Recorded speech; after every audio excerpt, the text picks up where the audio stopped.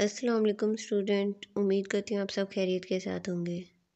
Student, आज की इस वीडियो के अंदर मैं आप लोग के साथ इम्पोर्टेंट करेक्शंस कुछ शेयर करने जा रही हूँ, जो कि मोस्ट रिपीटेड है, एग्ज़ाम्स में बार बार आ रही हैं और इसी तरह की आपके एग्ज़ाम में करेक्शन आएंगी। तो आपने वीडियो स्किप नहीं करनी, इसको लाजमी देखना है और ये करेक्शन जिस तरह से आपको समझाई जाती है इन्हें किया करें और बाद में कुछ करेक्शन को सोल्व किया करें, देखा करें आप, क्योंकि करेक्शन के अंदर भी कभी भी रट्टा नहीं चलता। इनको पहले अच्छे तरीके से समझा करें और कुछ ट्रिक्स होते हैं जिन ट्रिक्स के ज़रिए इजीली आप करेक्शन कर सकते हैं। और सबसे पहले जब भी आपने कोई भी आपके सामने एक सेंटेंस आया जिसकी आपने करेक्शन करनी है, उसको पहले समझा करें, उसकी उर्दू आपको समझ आनी चाहिए कि उसमें क्या कहा जा रहा है। जब वो समझ आएगी फिर आप उसको करेक्ट कर सकोगे आसानी से। जैसा कि ये देखें, सबसे पहले लिखा हुआ है, one must not forget his duty. Student, अगर आपको याद हो तो लास्ट वीडियो में भी मैंने इस तरह से जो करेक्शन आप लोग के साथ शेयर की थी, उसके अंदर जहाँ मैंने आपको बताया था अगर इस तरह वन आ जाए तो फिर हम क्या करेंगे। अब देखिए यहाँ पे लिखा हुआ है one must not forget his duty. अब वो हीज लगाया है तो यहाँ पे फिर ही तो नहीं है, तो जब वन आएगा तो वो इंसानों के लिए होता है, मतलब इंसान की बात हो रही है, तो उसके अंदर जो ही शी दोनों ही आएंगे। तो जब इस तरह हो जाए फिर यहाँ वन आ गया, फिर हम लगाएंगे one must not forget his. अब वो हीज़ की जगह जो हमने लगाना है तो वो कुछ इस तरह से होगा जैसे लास्ट वीडियो में भी बताया था मैंने आपको। ये आएगा वॉन्स, उसकी ऑब्जेक्टिव डिग्री, ठीक है, वॉन्स। इसके बाद सेकंड वाला है, ये सेकंड वाला है, ठीक है, more you get more you want. अब स्टूडेंट, मोर ये जो है ना कंपैरेटिव डिग्री है, more you get more you want.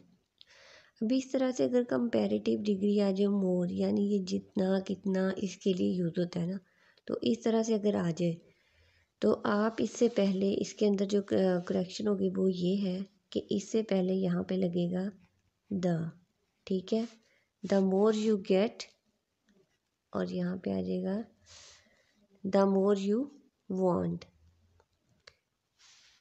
अब इसी तरह से more you give more you get इस तरह हो जाए, या मोर यू गेट या गिव कुछ भी आ जाए, तो कंपैरेटिव डिग्री मोर है, तो इनसे पहले आप द के लगाएंगे वर्ड, तो इस तरह से आपका ये वाला सेंटेंस भी क्या हो जाएगा, करेक्ट हो जाएगा।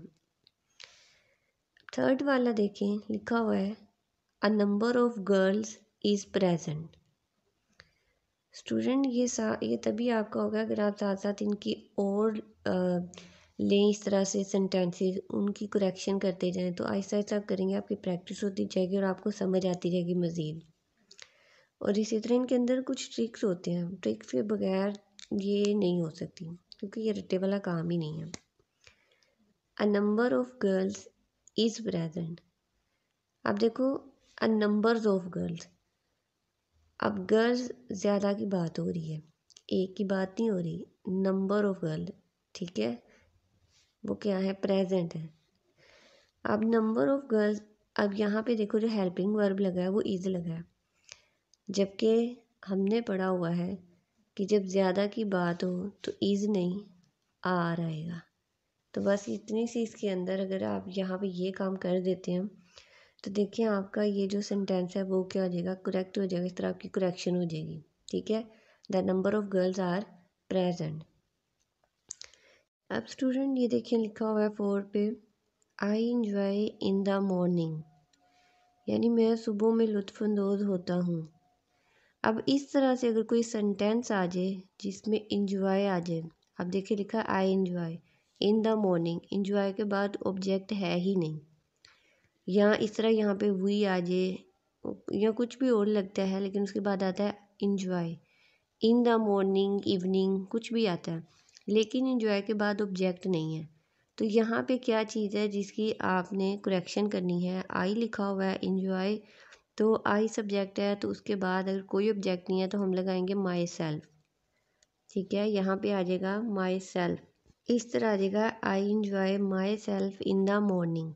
अब ये माई सेल्फ ये है रिफ्लेक्सिव प्रोनाउन, रिफ्लेक्सिव प्रोनाउन आ जाएगा। इसी तरह जैसे वी हो तो इसके लिए आ जाएगा ओवर सेल्फ, ही के लिए हिम सेल्फ, शी के लिए हर सेल्फ, दे और तो देम सेल्फ। तो इस तरह से ये है रिफ्लेक्सिव प्रोनाउन। तो यहाँ पे अगर ऑब्जेक्ट नहीं है तो आई इंजॉय का वर्ड आ रहा है, तो सब्जेक्ट इसका आई है, तो आई की मुनासिबत से यहाँ हमने लगा दिया माई सेल्फ। तो यानी अब हो जाएगा I enjoy my self in the morning. तो इस तरह से ये वाला सेंटेंस भी जो वो करेक्ट हो जाएगा। Her hairs are wide. Student hair जो है वो अनकाउंटेबल नाउन है। अब देखें हेयर्स को हम काउंट नहीं कर सकते, ठीक है।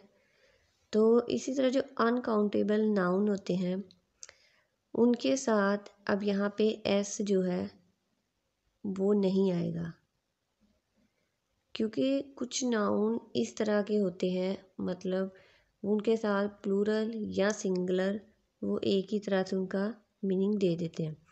अब हेयर्स अनकाउंटेबल है, तो जब हर हेयर हेयर लगाएंगे, अब जब यहाँ पे हमने एस हटा दिया तो ये हेयर है, फिर यहाँ पे भी आर नहीं आएगा, ठीक है। अब यहाँ पे भी आर नहीं आएगा, यहाँ पे भी आएगा is. Her here is white. Student दोबारा बता रही हूँ, ये अनकाउंटेबल नाउन है, और अनकाउंटेबल नाउन है तो इसके साथ एस नहीं आएगा, क्योंकि ये सिंगुलर फॉर्म में ही जो है वो अपना मीनिंग जो है वो क्लियर कर रहा है। तो जब यहाँ इसके साथ एस नहीं आ रहा तो यहाँ पे भी हम हेल्पिंग वर्ब आर नहीं इज़ लगाएंगे, ठीक है। Her here is white. 6 वाला है he is ill from fever. He is ill from fever, वो बीमार बुखार की वजह से बीमार है ये। तो जहाँ पे आ जाएगा इल फ्रॉम फीवर, फीवर की वजह, तो यहाँ पे फ्रॉम नहीं आएगा बल्कि यहाँ पे आ जाएगा with. He is ill with fever, वो बुखार की वजह से बीमार है। अब फ्रोम वहाँ पे आएगा अगर हम बात करते हैं सुफरिंग, सुफरिंग का वर्ड आएगा तो उसके साथ फ्रोम आएगा, लेकिन अगर आ जाता है इल विद, तो अब यहाँ पे आ गया he is ill with fever. अगर इस तरह फीवर का वर्ड आ जाए तो आपने उससे पहले विद लगाना है, फ्रोम नहीं, फ्रोम आएगा सुफरिंग के साथ। 7 वाला है ही हंटेड 2 डियर्स इन 1 शूट। अब ही हंटेड 2 डियर्स। स्टूडेंट यहाँ पे देखो डियर्स, इसके साथ एस नहीं आएगा। अभी ये भी कुछ है, कोई ऐसा वर्ड होता है जो सिंगुलर प्लूरल, अगर मतलब सिंगुलर में भी लिखा जाए तो वो प्लूरल का ही जो है ना मायने में आता है। जैसा कि कुछ के साथ एस नहीं आता लेकिन वो सिंगुलर लगते हैं, लेकिन वो प्लूरल का मीनिंग देते हैं। अब डियर, तो यहाँ पे ये एस नहीं आएगा,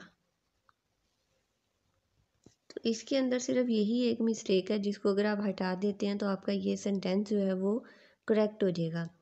ही हंटेड 2 डियर इन 1 शूट। उसने एक ही निशाने में 2 हिरन का शिकार किया, ठीक है। 8 वाला है you are very kind on me. अब इसके अंदर क्या मिस्टेक है स्टूडेंट, जल्दी से आप देखिए, इसके अंदर है you are very kind to me. तो वेरी काइंड टू, जब भी काइंड का वर्ड आ जाए तो इसके बाद ओ नहीं आएगा बल्कि आएगा you are very kind to me, ठीक है। वो मुझ पर बहुत मेहरबान है, ठीक है। अब you are very kind on me, Urdu में देखा ऑन पर, लेकिन हम काइंड से पहले ऑन नहीं लगाएंगे, पर जो भी इसकी उर्दू में नहीं हमने जाना, हमने देखना you are very kind to me, ठीक है, मेरे मुझ पर ओन नहीं आएगा बल्कि इसकी जगह टू आएगा। जब भी इस तरह से कोई सेंटेंस आ जाता है यू आर वेरी काइंड, तो उसके बाद ओन नहीं आएगा, टू आएगा, ठीक है। 9 वाला सेंटेंस है हमारे पास, she has visited Karachi last year. अब स्टूडेंट देखें, लास्ट ईयर से हमें पता चल रहा है ये पास्ट इंडेफिनिट जो है, पास्ट इंडेफिनिट का सेंटेंस है।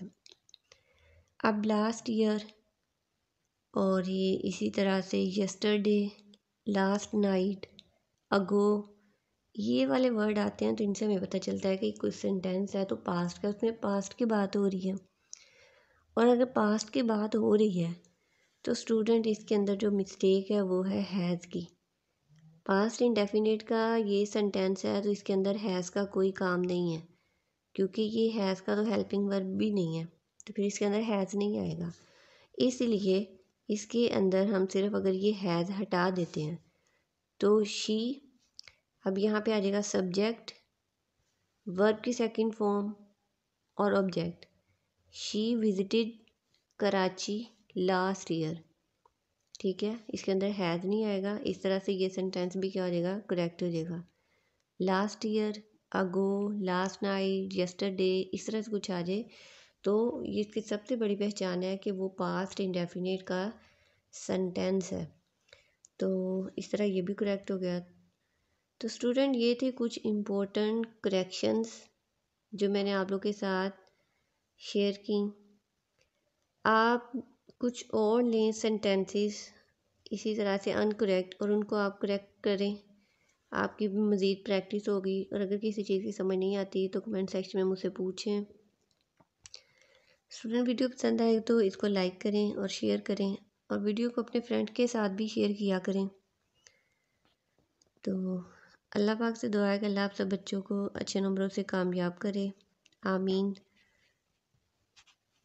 और ये कुछ ट्रिक्स हैं जो कि आपने अपने माइंड में रखने हैं और इन्हीं को यूज़ करते हुए आप जो है इजीली करेक्शन कर लेंगे। तो नेक्स्ट वीडियो तक के लिए अल्लाह हाफिज़।